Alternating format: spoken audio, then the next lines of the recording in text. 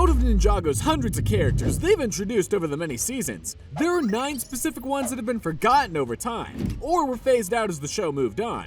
From some characters who just disappeared without explanation, to characters who were literally destroyed and can never return. Today, we're gonna look into what happened to every single one of them, starting with Garmadon, who went from the show's main villain to a heroic father who sacrificed everything to save Ninjago. Garmadon started as the main villain of Ninjago in Season 1. Guys, Lord Garmadon, he's returned! He was spotted approaching Jamonikai village! He was Lloyd's father and led the Serpentine in an attempt to conquer Ninjago. In Season 2, Lloyd used the golden power to purify his father and remove the evil venom from his body, and Garmadon became good again, lost his extra arms, and reunited with his family. He became Master Garmadon, a wise sensei who taught the ninja and developed the art of the silent fist. Garmadon's most important moment came in the Corridor of Elders, when he sacrificed himself to save Ninjago. Misako, will you ever forgive me for the letter? I already have. Tell Lloyd I'm sorry. Master Chen had summoned an army of Anacondri warriors that were destroying everything, and the only way to stop them was for someone to banish them to the Cursed Realm, taking the army with them. So, Garmadon chose to sacrifice himself, and he said goodbye to Lloyd and told him how proud he was before banishing himself forever. Fans love this redemption arc because Garmadon went from evil warlord to peaceful sensei to ultimate hero. His sacrifice proved he'd changed completely, and his relationship with Lloyd showed genuine love. However, Season 8 brought back evil Garmadon when Harumi resurrected him using dark magic, and this version had no good in him, only pure evil. He tried to kill Lloyd multiple times and told him he was weak and pathetic. Some fans loved having the threatening villain back, but others hated that his redemption arc got erased and his sacrifice meant nothing. And after helping defeat the Oni in Season 10, Garmadon just walked away and hasn't been seen since. The original writers left the show after Season 9, so we're not entirely sure if he'll ever return. But while Garmadon's story continued into later seasons, Pixel was introduced in Season 3 as Cyrus Borg's android assistant and Zane's companion. Welcome to Borg Industries. I'm Pixel, Cyrus's primary interactive external assistant lifeform. She was hacked by the digital overlord, but eventually freed by Zane. Pixel's biggest moment came in the Titanium Ninja, when Zane sacrificed himself to destroy the Golden Master. Let go of him, Zane! What is he doing? Go, Ninja! Go! What are you doing? Let me go, you fool! After his death, Pixel mourned him at Borg Tower, but then she saw a video of their first meetings playing on the screens. She realized what it could mean and ran to the factory line, where she discovered Zane's face on the screen as he created a new body for himself, asking, "Are we compatible now?" Fans were happy Pixel would be reunited with Zane, but her rejoicing was short-lived because Ronin soon captured her and the newly rebuilt Zane and sold them to Master Chen. Chen's men dismantled Pixel's body to extract information about the ninja from her, and her neural drive was connected to a computer in a prison cell. Zane eventually found her and took Pixel's neural drive and put it into his head, making her part of his mind.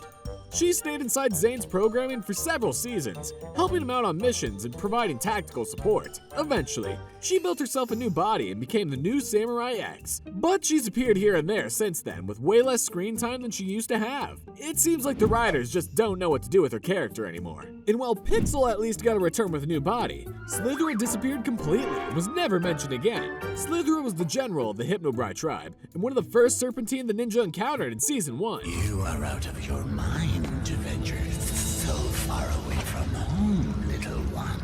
He had the power to hypnotize people by rattling his tail and looking them in the eyes. Slytherin's most important moment came in Rise of the Snakes, when Lloyd accidentally released the Hypnobrai from their tomb. Look into my eyes. Give up your mind. Slytherin attempted to hypnotize Lloyd by saying, "Look into my eyes. Give up your mind, I will control you." But Lloyd accidentally slipped on some ice, which caused Slytherin to hypnotize himself after looking at his own reflection on an ice pillar. This mistake allowed Lloyd to take control of the entire Hypnobrai army. After this embarrassing moment, Slytherin lost his position as general to Scales, who took the staff from him, and became just another member of the Hypnobrai tribe with no power or authority. He appeared a few more episodes during Season 1 and 2, but gradually faded from the main story. The Serpentine eventually moved underground and decided to live peacefully away from humans, and Slytherin was among them, choosing to adapt to a new civilized life rather than continue fighting. After the ninja visited the Serpentine village in Season 3, Slytherin was never seen or mentioned again, and the writers completely moved on and forgot about him. Now, while Slytherin faded away quietly, General Kryptor met a much more explosive end. General Kryptor was the leader of the Ninjroids in Season 3, created by the Digital Overlord to fight the ninja.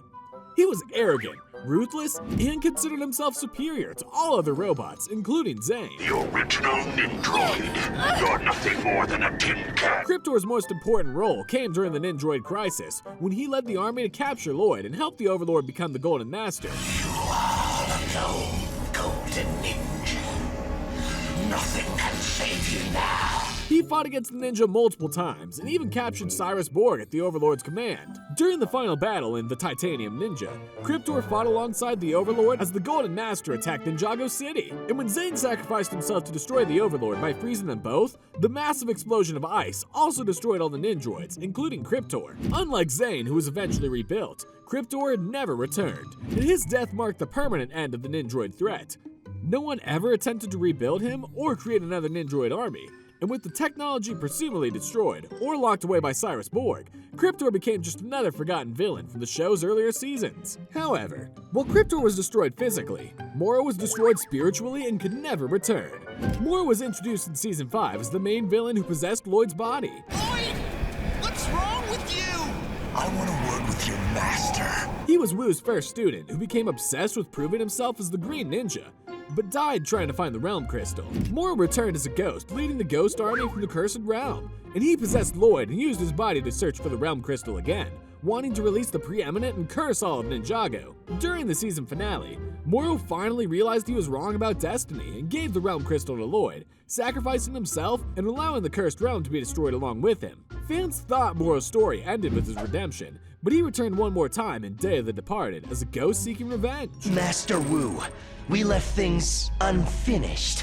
I will settle our debt once and for all. Master Yang's magic brought back several villains, including Morrow, who went against Lloyd again. However, Lloyd defeated him in a battle, and Morrow's spirit was destroyed permanently this time. After Day of the Departed, Morrow never appeared or was mentioned again in the series, and his spirit was gone from existence completely, with no way to return since both the Cursed Realm and Departed Realm were sealed. So unlike other villains who somehow kept coming back season after season, Morrow's story is actually over for good. And if you thought Morrow had a definitive ending, Aciticus just disappeared without any explanation whatsoever. Aciticus was the general of the Venomari tribe and one of the 5 Serpentine leaders in Season 1. He had the power to spit acidic venom that caused hallucinations, making him one of the most dangerous Serpentine. Aciticus appeared throughout Season 1, fighting the ninja alongside the other Serpentine tribes.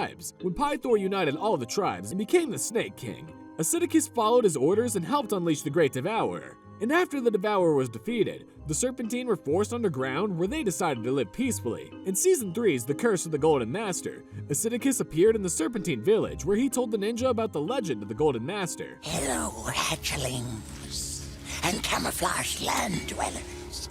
Do you seek to learn about the curse of the Golden Master? He explained how the Serpentine had tried to warn people about this prophecy, but were treated as enemies, which is why they fled underground. This was one of his last major speaking roles in the series. After this episode, Aciticus occasionally appeared in background shots during large gatherings or battles, but he never had another important role or speaking part. The show just stopped caring about him. And similar to what happened to Slytherin, the writers clearly had no more use for the Serpentine generals. But while Aciticus was at least reduced to background appearances, Captain Sodto vanished from the series entirely. Captain Sodto was a ghost pirate captain who originally owned the Destiny's Bounty centuries ago. This is no time for fooling around. Who's steering the ship? Don't worry, Captain. No IP is behind the wheel. No! Not No-Eyed Pete! He and his crew were resurrected when the ninja accidentally brought them back to life. Sodto's crew initially fought against the ninja and tried to reclaim their ship. Ninja versus pirates. Who will win?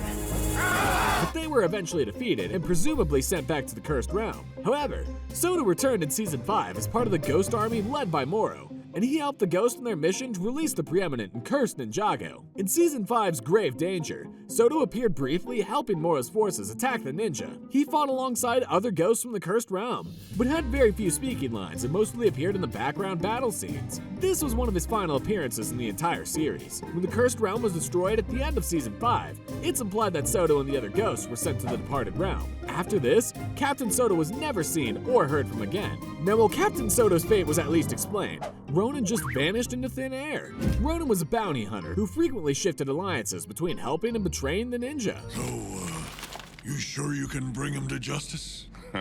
With a bow on. All I need in return is a clean slate. He was introduced in Season 5 as someone who owed money to Soul Archer and would do anything to pay off his debt. Ronin's biggest role came in Season 6's The Way Back, when he helped the ninja defeat Narukon in the final battle against the Sky Pirates. This way! We'll take the jet down! He fought alongside the ninja and proved himself as an ally, showing that despite his selfish nature, he could be trusted when it mattered most. This was supposed to be his redemption moment. After Season 6, Ronin appeared occasionally in later seasons, but his role became smaller each time. He showed up briefly in Season 7, Season 8, and a few episodes of Season 10, usually as comic relief or a minor side character. He was shown running Laffy's karaoke bar and sometimes helping the ninja with small tasks. However, after Season 10, Ronin completely disappeared from the series with no explanation given. He wasn't shown or mentioned during Seasons 11 through 15, and nobody even questioned where he went. The writers just stopped writing him into episodes, and to this day, nobody knows what happened to Ronin, or if he'll ever come back. And finally, while Ronin disappeared without explanation, Harumi's fate was left unclear and confusing for fans. Harumi was introduced in Season 8 as the princess of Ninjago who seemed innocent at first.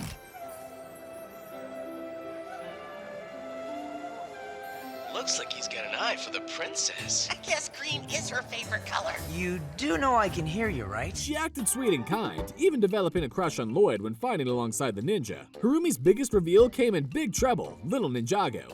When her true plan was exposed, she was actually the quiet one, the secret leader of the Sons of Garmadon, who manipulated Lloyd into helping her resurrect his father, Lord Garmadon, in his pure evil form. Give me the mask. No, I can't let you bring my father back. Not like that. Well, then if you won't give it to me, then I will take it! She kissed Lloyd just to distract him while her gang completed the resurrection ritual, then coldly told him she never loved him and that he was pathetic for believing her lies. During the final battle in Season 8, Harumi commanded the Colossus to destroy Ninjago City, and she was last seen inside a burning building as it collapsed around her. Everyone assumed she died in the destruction. However, Harumi surprisingly returned in Season 15, Crystallized, revealing she had survived the building collapse all along. She worked with the Crystal King, but eventually had a change of heart and helped the ninja defeat him. After this redemption, Harumi left on the Golden Ultra Dragon with uncertain plans for her future. And we're not entirely sure if she'll return in future seasons, or if her story is finally over. But that's all the forgotten Ninjago characters and what happened to them that I could find. And if you want even more Ninjago content, click the video on screen right now.